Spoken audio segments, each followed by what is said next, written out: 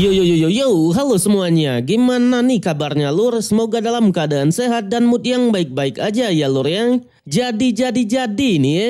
Kali ini kita bakalan ngelanjutin Donghua series yaitu BTTH season 5. Dan buat teman-teman yang mungkin baru gabung, Mimin saranin untuk nonton bagian sebelumnya dulu. Linknya ada di deskripsi. So, sebelum kita lanjut, bolehlah ya untuk di-subscribe tipis-tipis agar kalian tidak ketinggalan video-video berikutnya. Oke, nggak usah berlama-lama lagi, siapkan kopi, luruskan kaki. Hormati gurumu, sayangi temanmu, cintai pacarmu, itulah tandanya kita masuk ke intro. Let's go!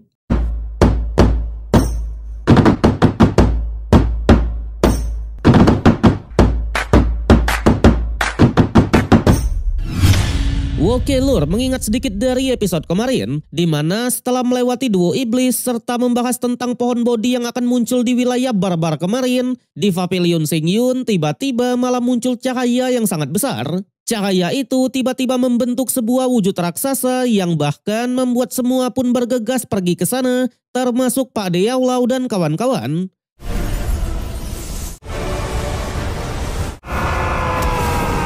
Yang ternyata itu adalah Xiaoyan yang sedang menguasai teknik tubuh kristal Pajra yang baru ia dapatkan kemarin. Terlihat raksasa Xiaoyan terus membesar sampai pada akhirnya juga harus terhenti. Ternyata teknik tubuh kristal Pajra bisa dilatih hingga membentuk tubuh sekitaran 33 meter. Tapi dengan kekuatan Xiaoyan yang sekarang, dirinya hanya bisa mencapai 23 meter saja. Meski begitu, tubuh Xiaoyan masih baik-baik aja. Ia bilang untungnya sejak kecil tubuhnya sudah ditempa oleh berbagai harta karun. Jadi ia masih aman-aman aja ya kan? Tapi Pak D tetap mengingatkan jika ingin melatih tubuh emas 9 zang, Xiaoyan masih membutuhkan rangsangan yang lebih kuat lagi. Barulah setelah itu mereka pun ngobrol serius. Ternyata sudah dikonfirmasi bahwa pohon kuno bodi memang muncul di wilayah barbar. Bahkan selama Xiaoyan berlatih kemarin, beberapa kekuatan sudah bergegas pergi ke sana. Alhasil tanpa banyak basa-basi lagi, Xiaoyan memutuskan untuk pergi sekarang. Bedanya yang akan menemaninya hanyalah ketiga ceweknya saja, Cailin, Xinglin, dan Dewi Tabib. Sementara Pak De Yaulau, Tetua Feng, dan Senior Tianhu, mereka akan menjaga Pavilion Xingyun. Sontak, sebagai seorang guru, Pak D pun hanya mengingatkan agar Xiaoyan berhati-hati. Nyatanya musuh-musuh di wilayah barbar tak ada yang bisa diremehkan sama sekali. Apalagi sekelas klan kuno aja juga menginginkan pohon bodi. Pada akhirnya ia pun memberikan sebuah giok ruang, di mana jika Xiaoyan dalam bahaya, hancurkan saja giok tersebut dan Pak D pasti akan segera datang. Dengan ini mereka pun langsung OTW ke wilayah barbar. Dan benar saja di perjalanan mereka langsung bertemu dengan banyak sekali murid yang bahkan sampai tergila-gila dengan pohon bodi. Xiaoyan yang melihatnya, ia pun tak mau bertindak gegabah dan dengan sengaja membiarkan orang lain pergi duluan. Ternyata menurut info yang didapat, kelompok yang sebelumnya memasuki wilayah barbar tak ada yang selamat sama sekali. Bahkan sekelas Dozun sekalipun. Dan oleh sebab itulah Xiaoyan memutuskan untuk melihat kondisi dulu ya lur ya. Lagi-lagi baru di dalam perjalanan aja mereka pun benar-benar dibuat kaget. Karena ternyata tempat ini dipenuhi oleh berbagai kabut racun. Dewi Tabib selaku pemilik tubuh racun langsung memberikan pil penangkal racun kepada mereka semua.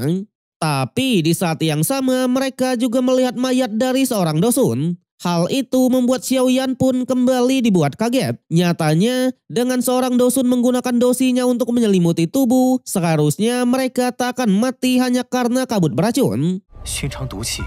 Yang ternyata setelah diperiksa oleh Dewi Tabib, satu kebenaran pun langsung terungkap. Kabut di sini bukanlah racun biasa, melainkan adalah serangga beracun. Di sana sekelas Dewi Tabib aja sampai dibuat panik dan bergegas mengeluarkan serangga itu. So, jadi serangga beracun ini benar-benar sangatlah kecil, di mana jumlahnya bisa miliaran sehingga mereka bisa berubah menjadi kabut. Dan karena itu jugalah mereka bisa menembus pertahanan dosi sehingga sekelas dosun bisa mati di tempat. Di sana Dewi Tabib bilang kalau serangga beracun yang masuk ke tubuhnya sudah dibunuh dengan tubuh racun petaka. Tapi untuk tubuh Xiaoyan dan yang lain ia tak bisa membantu sama sekali. Untungnya dengan sigapnya Xiaoyan langsung mengeluarkan api surgawinya. Tak hanya itu, untuk Cailin dan Xinglin, Xiaoyan juga langsung menyalurkan api surgawinya ke tubuh mereka agar serangganya bisa dibunuh.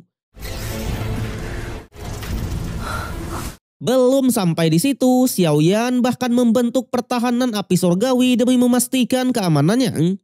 Yang ternyata, karena api surgawi adalah benda yang paling panas dan ganas, serangga beracun yang notabene bersifat dingin memang bisa dieksekusi. Dengan ini, mereka pun bisa melewati rawa itu dengan sangatlah tenang. Sampai tak terasa, mereka pun tiba di depan pintu masuk dari wilayah kuno barbarnya. Saat itulah Xiaoyan pun langsung mengeluarkan biji bodinya untuk mendeteksi di mana pohon bodi yang sebenarnya. Sayangnya karena jaraknya masih terlalu jauh, lokasi pasti dari pohon bodi tak bisa ditemukan sama sekali. Tapi meskipun begitu, biji bodi sudah memberitahukan arah pastinya sehingga mereka pun melanjutkan lagi perjalanannya. Tapi di saat itu jugalah mereka malah mendengar suara dari pertarungan. Pada akhirnya Xiaoyan dan kawan-kawan pun fokusnya ke sana dulu. Yang ternyata suara pertarungan itu muncul dari sekte bunga yang dikejar oleh sekte langit hitam. Sekte bunga adalah sekte dari ayang tercinta yaitu Yun Yun, ya kan? Wede, udah lama nggak terlihat ya. Awalnya dengan kemampuan Yun Yun yang juga sudah di ranah Dosun, ia masih bisa mengatasi beberapa pasukan. Tapi karena musuh terlalu banyak dan bahkan wakil ketua serta tuan muda dari sekte langit sudah turun tangan, sekte bunga pimpinan dari ketua Yun Yun langsung dikepung oleh pasukan itu. Barulah kita pun diperkenalkan oleh wakil ketuanya yang bernama Liu Chang, sebuah eksistensi yang sudah di ranah puncak Dozun tingkat 9. Yang ternyata alasan mereka menyerang ini karena tertarik dengan kecantikan dari Yun Yun serta para murid-muridnya ya lur ya.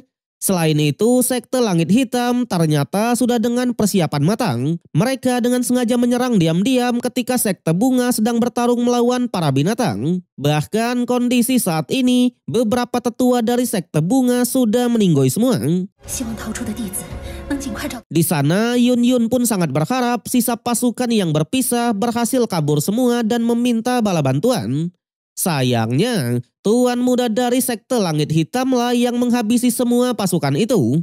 Ia bilang sisa murid sekte bunga yang melarikan diri, semuanya sudah bersama dengan murid dari sekte langitnya, ya kan? Waduh. Perkataan itu kembali memicu amarah Yun Yun, apalagi wakil ketua sampai memerintahkan kalau semua murid boleh melakukan apa saja kecuali kepada Yun Yun dan juga Yanran.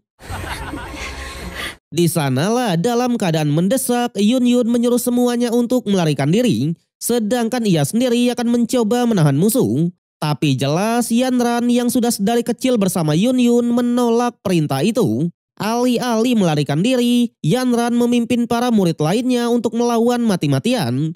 Dengan ini terjadi pertarungan. Bahkan Yun Yun dengan mode dosunnya langsung menghadapi tuan muda tersebut.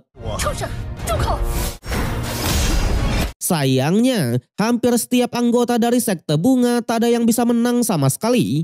Bahkan Yun Yun yang lengah malah harus merasakan kerasnya serangan musuh, ya kan? Pada akhirnya mereka pun benar-benar tidak berdaya dan kembali terkepung oleh para pria yang bejat ini. Di sana tuan muda bahkan dengan pedenya menggoda Yun Yun, menghina dan pasti akan membawanya pulang ke sekte mereka untuk menikmati kecantikannya ya lur ya. Waduh. Mendengar itu Yun Yun pun beneran murka dan kali ini memutuskan untuk meledakkan diri. Tapi sayangnya dengan kemampuan dari wakil ketua sekte, tindakan itu bisa dihentikan dengan begitu mudah. Untungnya, di saat Yun Yun sudah pasrah, seketika itu juga muncullah sebuah cahaya besar. Cahaya itu adalah wujud raksasa dari teknik tubuh kristal Fajrang. Keadaan itulah yang dimanfaatkan oleh Yun Yun untuk menendang otong dari sang tuan muda. Sontak tuan muda yang kesakitan, penderitaannya malah harus ditambang. Karena memang Xiaoyan dengan wujud raksasanya langsung menggeprek pria tersebut ya lur ya. Wede, sikat lord. Tindakan itu membuat wakil ketua pun benar-benar sangatlah marah. Dalam sekejap, ia pun menunjukkan kekuatannya serta teknik tinju naga kegelapan. Sayangnya di hadapan dari King Xiaoyan, hal itu sia-sia dan bisa dihancurkan dengan begitu mudah. Saat itulah dalam keadaan yang masih emosi, wakil ketua memerintahkan semua muridnya untuk menyerang bersama-sama. Namun sialnya, alih-alih nurut, para murid malah ketakutan dan memutuskan untuk melarikan diri. Mereka bilang nyawalah yang lebih penting daripada harus melawan Xiaoyan, ya lur ya. Wakil ketua yang melihatnya lagi-lagi sangatlah marah. Tapi sayangnya di saat itu jugalah nasibnya juga berakhir sama seperti sang tuan muda dan harus tergeprek oleh King Xiaoyan. Sontak Yun Yun yang melihatnya sangatlah berterima kasih. Tapi di saat yang sama Cailin dan kawan-kawanlah yang keluar dari raksasa itu. Di sanalah melihat keberadaan dari Ratu Medusa, Yun Yun pun baru sadar kalau yang membantunya ini pasti adalah Xiaoyan. Namun sayang, episode yang kali ini harus berakhir sampai di sini. So, bagaimanakah kelanjutan dari King Xiaoyan? Kalau kita lihat dari preview episode berikutnya, Xiaoyan dan kawan-kawan kembali melanjutkan petualangannya di wilayah barbar.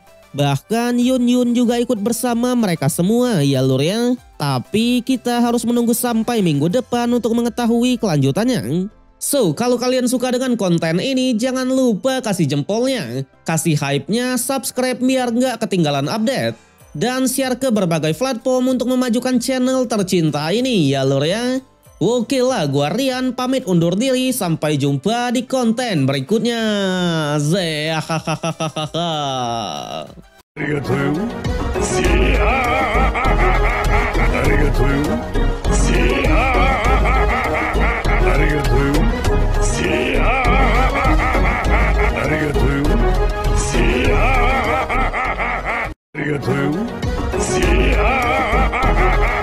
Arigatou.